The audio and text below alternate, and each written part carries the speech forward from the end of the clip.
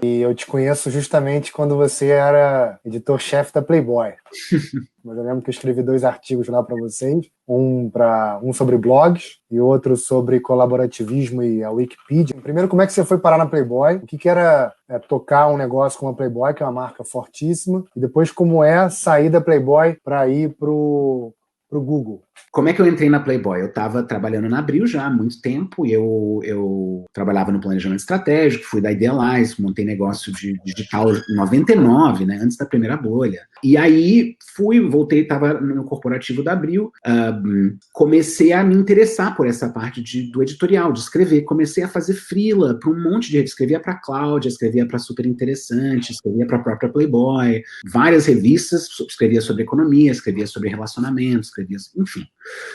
Criei um certo portfólio de freelas ali, e olha só que interessante, quem virou um pouco meu mentor nessa história, no querer me envolver no editorial, foi o Laurentino Gomes, que é o autor do 1080, né, que era um executivo da Abril, era o diretor editorial da Abril, né, nessa época, e eu conversei com ele sobre esse meu desejo de abraçar um pouco essa parte, né? Me deu uma força, me orientou e tal, até que um dia ele assumiu a unidade de negócios, onde eu já estava, já tinha ido meio que para a linha de frente, estava diretor de marketing nessa unidade de negócios, e ele entrou e me chamou, me perguntou se eu tinha interesse nesse desafio, que, ao modo dele de ver naquele momento, a Playboy estava passando por um desafio de posicionamento, um desafio de marca, um desafio de se reinventar num novo momento em que, né, a nudez estava se tornando uma coisa muito mais comum pela internet, etc e tal. E ele colocou isso como Playboy precisa agora de um brand manager in chief mais do que de um editor in chief. E foi assim que ele colocou para mim, ele colocou essa missão mista de negócio editorial, e aí, enfim, trouxemos uma equipe editorial, um redator-chefe, um diretor de arte, né, consultores que pudessem ajudar também a gente nesse processo. E aí foi um puta aprendizado, né, uma experiência maravilhosa, única, né, você se tornar de repente, né, do nada, assim, você ficar à frente do que era na época a 5ª maior revista do país. E aí o desafio realmente, qual foi, assim? Aí a gente, né, a Playboy, acho que já tinha passado por aquele momento, entraram as Lad Magazines, né, chamadas Lad Magazines na Inglaterra, né, FHM e outras e afins, né, que tinham levado um pouquinho a fórmula original da Playboy, aquele conteúdo super erudito misturado com a nudez, tinham envelhecido um pouco a Playboy. A Playboy precisava renovar o modelo. E a nudez também, que era o chamativo, estava se tornando menos destaque. Então tinha todo o desafio do digital, né? Como é que a gente vai entrar no digital? Eu me lembro que a gente teve um ano que, de repente, 25% da receita da Playboy veio de telefone celular. Assim, do quase zero. Quer dizer, estava mudando muito rápido, né? E agora não tinha como frear a pirataria também, né? a gente não sabia disso ainda, mas a gente ainda estava tentando ver se conseguia formas de limitar, de controlar, dependendo de quando a gente soltava também as coisas na internet, né? A gente esperava mais para soltar. Lá atrás eu participei de uma revista, né? Editei uma revista, que o problema dela era justamente ela chegar defasada nas bancas. E naturalmente ela era mais sensível a isso porque ela era uma revista sobre o mundo digital, era a Internet World. Hoje, você acha que as revistas impressas elas vão ter uma vida longa? O que pode acontecer com esse mercado?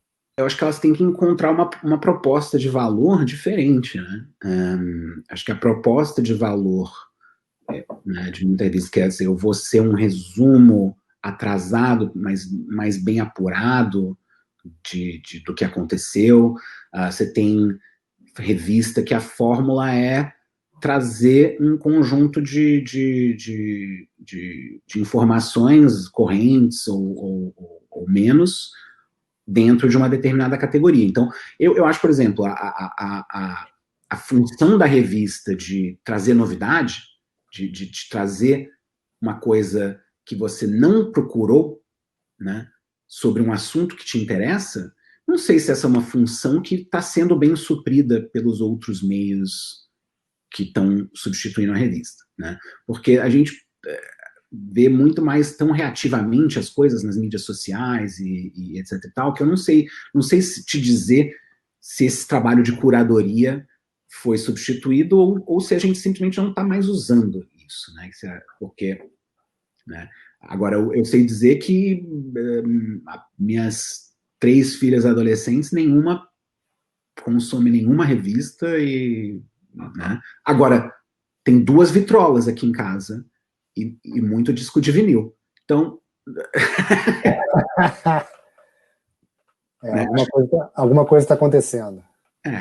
Pode voltar a ter uma aplicação do formato revista, né, que seja algo interessante para preservar, né, no papel, para entregar alguma qualidade visual superior que a tela ainda não entrega, né?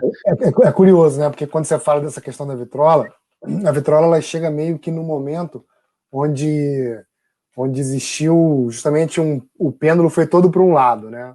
O pêndulo foi inteiro para o digital, né? Com as músicas MP3 e tal. E aí alguém falou o seguinte: poxa, mas vem cá, mas esse aparelho é tão bonitinho, mas esse som analógico ele é mais profundo e tal. De repente você vai parar no Google, né? Que apesar de já ter feito IPO nos Estados Unidos, o Brasil estava montando a operação e você era um dos 50 primeiros empregados, né? Playboy, eu fui para o Almanac Abril e para o Guia do Estudante como diretor de redação também. E dali eu entrei no Google, no projeto Google Book Search. Então, essa é a ponte, que era um projeto de tentar digitalizar todos os livros do mundo. E isso era feito através de parcerias com editoras e etc e tal. Então, foi essa a minha entrada no Google. E dali a coisa evoluiu, né? Porque essas parcerias faziam parte de uma estrutura de parcerias maior, que envolviam os produtos de publicidade do Google, os produtos de busca do Google. Então, eu, aos poucos, fui agregando mais responsabilidade dentro do Google, além dos livros, por outros tipos de parceria, né? As de anúncios, eventualmente as de conteúdo em vídeo do YouTube, né? Mas ali naquele momento que a gente se encontrou, que você estava na Globo, eram as parcerias de conteúdo, né? De conteúdo, de colocar anúncio, né, em conteúdo digital, os anúncios Google, né, o sistema de anúncios, o AdSense e o AdWords, né? E também a busca, né, que a gente fazia, né, a busca do G1 e de outros portais, era Powered by. E o que você consegue dizer o que rolou de mais legal nesse período? Pô, eu diria que foi o próprio sonho Google, né? O Google, naquele momento, era uma espécie de Camelot, cara. Assim, não era só uma empresa, né? O Google era algo completamente diferente naquele momento. Era uma coisa, era um sonho, era uma Camelot, era um conceito, de certa forma. E eu digo, despertar, quando eu entrei no Google, num primeiro momento, eu diria para você que despertava tão ou mais curiosidade nas pessoas ao meu redor do que a Playboy. Para você, com certeza, verdade. Que é impressionante, porque Playboy é aquela coisa, né? Tipo, as pessoas tinham uma curiosidade enorme sobre o Google. E eu acho que foi isso. Isso foi o grande barato de trabalhar no Google Brasil nos primeiros 4 anos que eu fiquei lá. Foi esse, né? Você estava meio que parte dessa cultura de, olha, a gente faz as coisas de um jeito diferente, que talvez seja um jeito melhor, que talvez funcione melhor, que talvez faça mais bem ao mundo, né? O meu projeto dentro do Google era construir a biblioteca de Alexandria digital. Pô, olha que projeto do caralho, cara. Onde mais você vai fazer isso? Que outra empresa... Só isso, né? Só isso. Só digitar todos os livros, digitalizar todos os livros do mundo. E esse início, realmente, as pessoas, caramba, Google no Brasil, caramba, né? Quem são esses primeiros caras que estão, né, no Google? Eles trouxeram gente de fora. Ah, não, são brasileiros. Mas por que são esses caras? Não são outros? Tinha uma coisa, assim, misteriosa, né? Assim, para saber como é que eles estavam fazendo. Eu lembro que a Aquan, que era uma empresa que eu me relacionava, porque ela era a busca do IBEST, a gente usava a Aquan, de repente foi adquirida, aí passou a ser o centro de desenvolvimento mais tecnológico em Minas e tal, então tinha realmente uma mística muito legal. E uma coisa que eu percebi, seja através... Quer falar? Manda ver. Não, eu ia falar só porque eu também tive uma experiência com a Aqua. Né? A gente usava eles na Editora Abril, no Almanac Abril, para fazer a busca. A gente usou eles para fazer a busca do Almanac Abril antes deles serem comprados pelo Google. E depois eu conheci Berthier, conheci essa galera toda que virou meio que o escritório de produto do Google no Brasil, de localização, de fizeram trabalhos, etc e tal. Que à medida que a gente foi se falando mais lá na Globo, na minha época de Globo, na tua época de Google, era que realmente existia uma profusão de projetos ou novidades que iam acontecendo do Google, né, que vocês iam tropicalizando, cara, que vira e mexe você estava em outro projeto, né, então daqui a pouco você estava fazendo mais isso, mais aquilo. Isso era realmente um ativo e não só um ativo da empresa, como um atrativo para as pessoas irem para lá. Porque a gente, naquela época, né, naquele momento, o paradigma das parcerias do Google era tudo centralizado. Né? Então, o Eric Schmidt era o CEO e tinha aquela coisa de, bom, vamos nos dividir por regiões do mundo e em funções corporativas diferentes. E aí tinha toda a área de parcerias que fazia parcerias para tudo. Então, 100% das parcerias do Google passavam pelo nosso grupo. E por isso que a gente acabava sempre fazendo coisa nova, porque depois, acho que ajuda a ilustrar, né, os diferentes tipos que foram subdivididos em 3, quando o Larry Page voltou a assumir como CEO em 2010, né? O que ele fez? Ele separou o que era o nosso grupo de parcerias em 3. Uma parte eram as parcerias de publicidade, que virou o que eles chamaram de Publisher Business Solutions, né? Então, soluções de negócios para editoras e criadores de conteúdo. O segundo bloco de coisas era Product Partnerships, que é todo o conteúdo que o Google precisa para fazer os seus produtos funcionar bem, que é uma coisa completamente diferente da primeira mesmo, né? Tem nada a ver com ganhar dinheiro, vamos fazer um bom produto.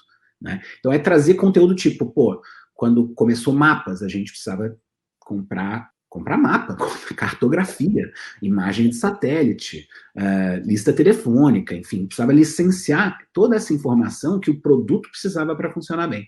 E isso vale para N outros produtos que o Google sempre fazia. O Google, como é uma empresa muito inovadora, estava sempre também fazendo novos produtos e precisando de novas coisas e inventando novos jeitos de incentivar.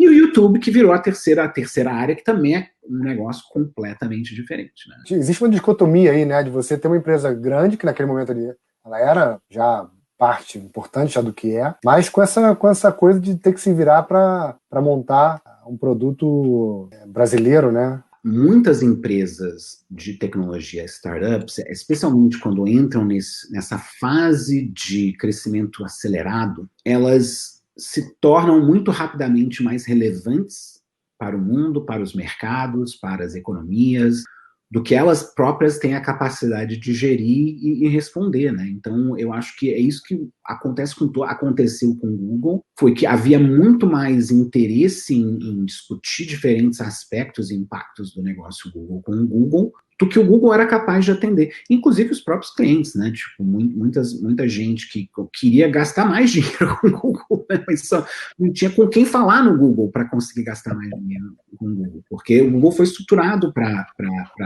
não depender desse atendimento pessoal. Então, isso é um fenômeno comum, eu acho que assim, as empresas de tecnologia. Eu acho que era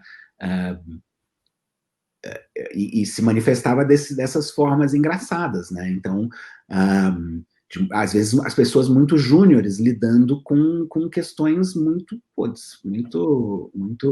um caso que é emblemático, assim, não acho que não é só divertido, né? Foi sobre não me lembro nem qual era o assunto, eu só me lembro que algum advogado americano mais júnior chegou a mandar uma correspondência para o advogado-geral da União do Brasil, que ele se despediu com a frase "Stay beautiful", como saudação final. "Stay beautiful", advogado-geral.